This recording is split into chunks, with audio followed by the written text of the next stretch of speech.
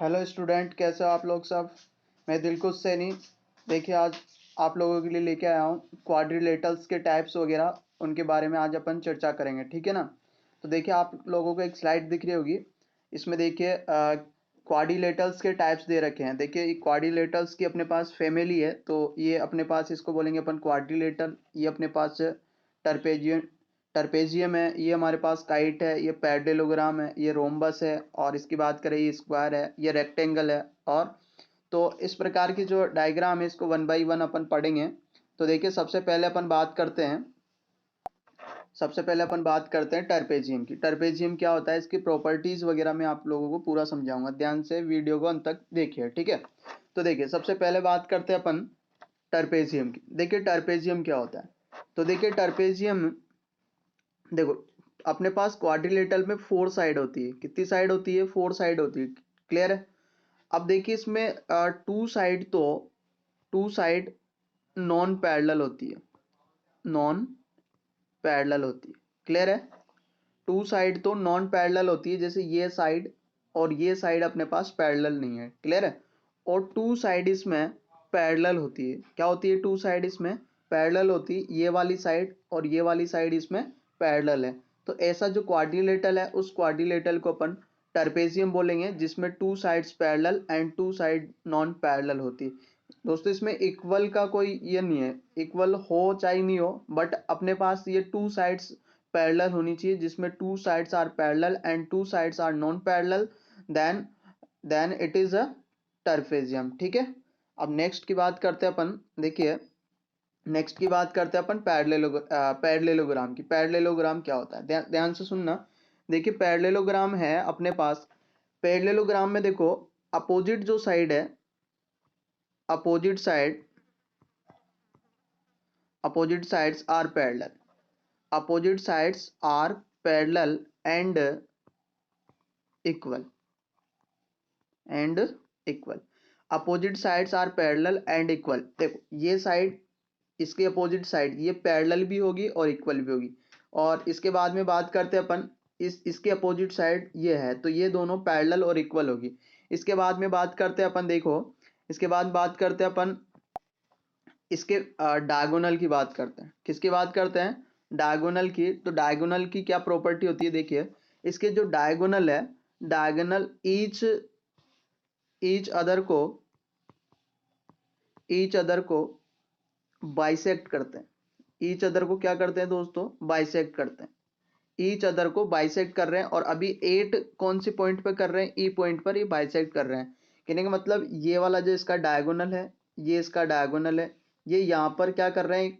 Each other को bisect कर रहे हैं, मतलब टू इक्वल पार्ट में डिवाइड कर रहे हैं। कहने का मतलब, ये यहाँ से और ये वाला पार्ट इक्वल है। इसके बाद में बात करें, ये वाला पार्ट जो है, ये वाला पार्ट इस वाले पार्ट के इक्वल है। तो ये दोनों जो अपने पास डायगोनल है, ईच को यहाँ पर क्या कर रहे हैं? बाइसेक्ट कर रहे हैं। इसके बाद में बात करते हैं अपन। तो देखिए, इसके बाद में और इसकी प्रॉपर्टीज की और बात करते हैं अपन।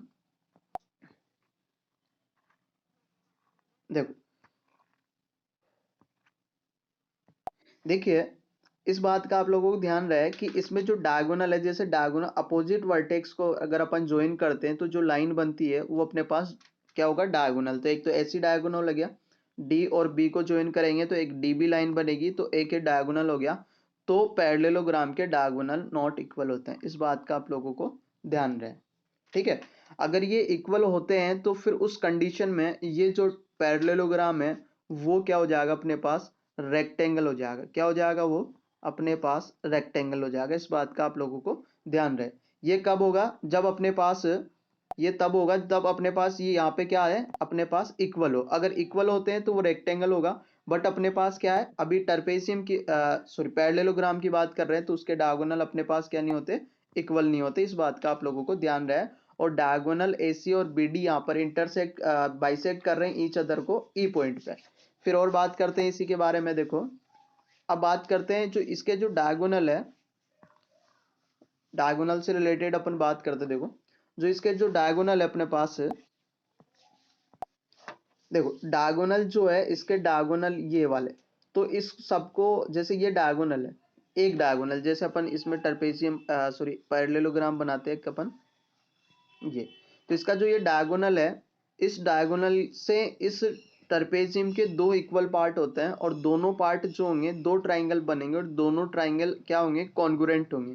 तो एक डायगोनल उस पैरेललोग्राम को दो कॉन्ग्रुएंट ट्राइंगल में क्या करता है, डिवाइड करता है। इस बात का आप लोगों को ध्यान रहे।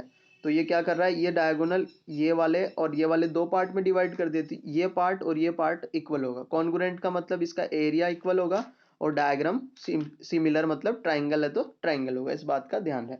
फिर इसकी बात करते हैं, इसके एंगल की बात अपन करते हैं कि एंगल्स में क्या क्या होता है, क्या क्या नहीं होता। तो इसके जो एंगल्स होते हैं दोस्तों वो देखना ध्यान से। इसके जो एंगल्स है वो अपोजिट एंगल्स आर इक्वल होते हैं। ये एंगल इसके इक्वल होगा, ये एंगल इसके इक्वल होगा।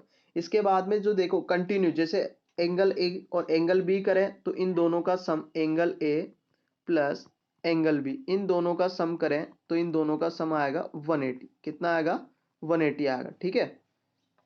इसके बाद बात करते हैं angle B plus angle C की। तो बी प्लस सी करें तो इनका सम भी कितना आएगा, 180 आएगा। क्लियर है। ऐसे अगर अपन बी प्लस सी करें तो अपन ने 180 कर दिया। ऐसे सी प्लस डी करें तब भी 180 आएगा। डी प्लस ए करें तब भी अपने पास 180 आएगा। मतलब कंटिन्यू दो अगर एंगल लेते हैं उनका सम करते हैं तो 180 आता है। ये प्रॉपर्टी आती है वहां से, बिकॉज ये लाइंस आर पैरेलल, इसमें अपोजिट लाइंस। और जहाँ पे पैरेलल होती है तो आप लोगों ने ये कंडीशन पढ़ी होगी पैरेलल लाइन की, जब two lines are parallel then one lines are intersect. जो ट्रांसवर्सल लाइन होती है, transversal line intersect at two point यहाँ पे, ठीक है ना।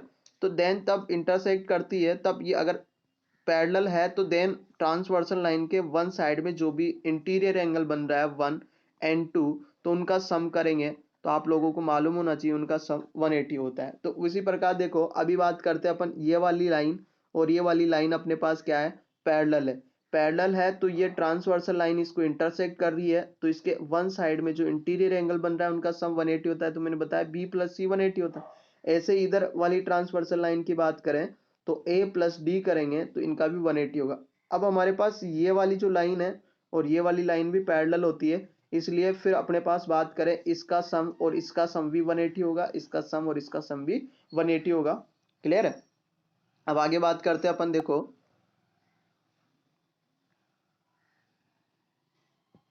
देखो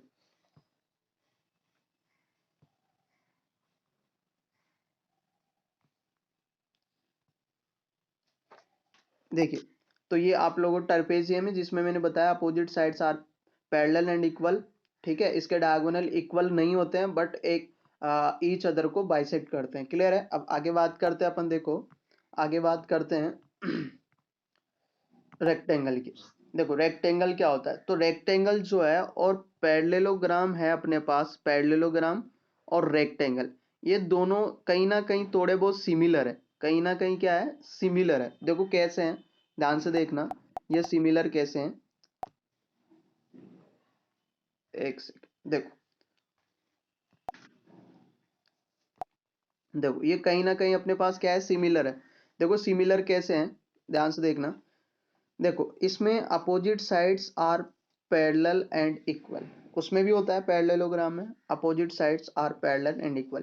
देखो ठीक है, ये लिखा हुआ है यहाँ पर अपने पास, इसमें लिखा हुआ है कि opposite sides are parallel and equal. अब इसके बाद बात करते हैं इसके जो एंगल्स है वो are equal, all angles are equal and 90 degree. इसके ऑल एंगल्स कितने डिग्री के होते हैं, 90 डिग्री। बट उसमें ऐसा नहीं था। उसमें क्या था, उसमें जैसे अपने पास ऐसा डायग्राम था, पैरेललोग्राम का ऐसा डायग्राम था जिसमें एक तो कौन सा, एक तो अपने पास 90 डिग्री से छोटा मतलब एक्यूट एंगल था और एक 90 डिग्री से ज्यादा मतलब ऑब्ट्यूस एंगल था। तो इक्वल नहीं थे, ये क्या नहीं थे, इक्वल नहीं थे। बट यहाँ पे all angles are equal and कितने डिग्री के हैं, 90 डिग्री के राइट एंगल है। ठीक है ना। तो देखिए इसके बाद बात करते हैं अपन,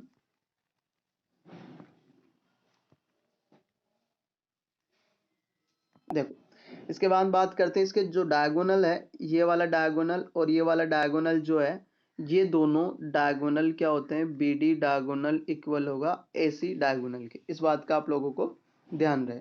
क्या होता है, ये डायगोनल किसके इक्वल होगा अपने पास, इसके डायगोनल्स इक्वल होते हैं एंड डायगोनल्स जो है एसी एंड ये ये ईच अदर को क्या करेंगे, बाइसेक्ट करेंगे, ईच अदर को बाइसेक्ट। ईच अदर को बाइसेक्ट करेंगे। इस बात का ध्यान रहे, उसमें भी बाइसेक्ट कर देते बट उसमें क्या नहीं होते थे, इक्वल नहीं होते थे पैरेललोग्राम। तो इसमें ईच अदर को बाइसेक्ट करेंगे एंड पैरेलल जो डायगोनल्स है आर इक्वल होंगे, अपोजिट साइड्स इक्वल होगी। इसके बाद में इसके जो ऑल एंगल्स है वो 90 डिग्री, क्योंकि देखो देखो बोथ आर कॉन्ग्रुएंट। जब भी अपने पास कोई भी डायगोनल इसको रेक्टेंगल को बाइसेक्ट करता है तो जो दो ट्राइंगल बनेंगे वो क्या होंगे, कॉन्ग्रुएंट होंगे। इसके बाद में बाइसेक्ट ईच अदर, डायगोनल की बात कर रहा है, इसके डायगोनल ईच अदर को बाइसेक्ट कर रहा है। प्रॉपर्टीज इसकी डायगोनल की दे रखी है, each of them divides rectangle into two congruent triangle. दो कॉन्ग्रुएंट ट्राइंगल में क्या करता है, डिवाइड करता है डायगोनल। ठीक है, इसके बाद देखो नो म्यूचुअली परपेंडिकुलर, इसके डायगोनल क्या करते हैं, ओनली बाइसेक्ट करते हैं ईच अदर को ओ पॉइंट पे, बट नॉट परपेंडिकुलर, परपेंडिकुलर नहीं करते। फिर इसके बाद बोल रहा है opposite central angles are equal, मतलब इसके जो अपोजिट एंगल है सेंटर के, ये वाला एंगल इसके इक्वल होगा और ये वाला एंगल इसके इक्वल होगा। ये वर्टिकली अपोजिट एंगल वाली प्रॉपर्टी है, आप लोगों को याद होना चाहिए। वर्टिकली आप लोगों को ये प्रॉपर्टी याद होनी चाहिए, जब two lines are intersect each other 8 point, जैसे मान लीजिए इस पॉइंट पे इंटरसेक्ट कर रही टू लाइंस, देन ये वाली लाइन, ये वाला एंगल और ये वाला एंगल क्या होगा, इक्वल होगा, और ये वाला एंगल किसके इक्वल होगा, इसके। तो ये कब पॉसिबल है, जब टू स्ट्रेट लाइन इंटरसेक्ट करती ईच अदर पे, तब अपोजिट एंगल्स इक्वल होते हैं। उस कंडीशन को बोलते हैं वर्टिकली अपोजिट एंगल। ठीक है ना, व्यू है क्लियर है, तो उस कंडीशन से यहाँ पे इक्वल हो जाएगा। इसके बाद बात करते हैं अपन नेक्स्ट की। हाँ, इसके बाद में अपन बात करते हैं, देखो रोम्बस की बात करता है। ठीक है ना, तो यहाँ पे रोम्बस की प्रॉपर्टीज दे रखी है, आपको डायग्राम दिख रहा होगा। तो ये सिमिलर, कुछ ऐसा सिमिलर होता है किसके, स्क्वायर के सिमिलर होता है। बिल्कुल पूरा प्रॉपर सिमिलर नहीं होता है, बट कुछ कंडीशंस दोनों में मैच करती है, कुछ कंडीशंस दोनों में सिमिलर होती है। देखो मैं बताता हूँ क्या क्या सिमिलर होता है। इसके all sides are equal, square की भी all sides are equal, clear है, एक ही सिमिलर होगी। दूसरी बात, opposite sides are parallel, opposite sides are parallel. इसके बाद में इसके जो डायगोनल है रोम्बस के, ईच अदर को बाइसेक्ट करते हैं 90 डिग्री पर। तो इसके भी डायगोनल ईच अदर को बाइसेक्ट कर रहे हैं यहाँ पर कितने डिग्री पे, 90 डिग्री पे, परपेंडिकुलर बाइसेक्ट करते हैं। क्लियर है, ये भी अपने पास सिमिलर हो गया।